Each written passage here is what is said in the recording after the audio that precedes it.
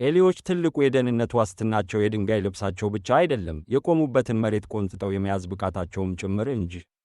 ጠላት ሲመጣባቸው ድንጋያቸው ውስጥ ገብተው በቆሙበት መሬት በጽናት ከተቸከሉና መሬት ከያዙ ማንም አያነቃንቃቸውም። አንዳንዴ ታዲያ እርስ በርስ ይጣላሉ።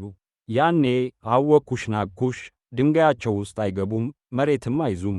እርስ በርስ ሲገፉና አንዱ አንዱን ለማሸነፍ ሲታገሉ አንደኛቸው ወይም ሁለቱም ይገለበጣሉ። ሲገለበጡ የደህንነት ከሌላቸው የነበረው የድንጋይ ልብስ ከታች ስለሚሆን ራሱ ጠላታቸው ይሆናል። እንዳይነሱ በክብደቱ ይይዛቸዋል። እንኳን ሌላውን መግፋት ራሳቸውም ተመልሰው በእግራቸው ለመቆም የሌሎች እርዳታ የሚያስፈልጋቸው ደካማ ይሆናሉ።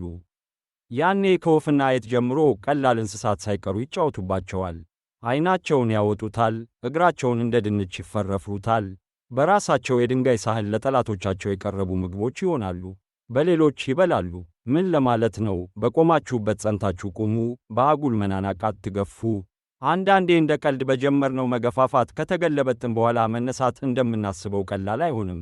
በራሳችን አመለቢስነትና ትዕቢት ከሥራችን የምንጥለው ዋስትና ዙሮ መከራችን መጥፊያችንም ይሆናል። ሰላም ሁኑ።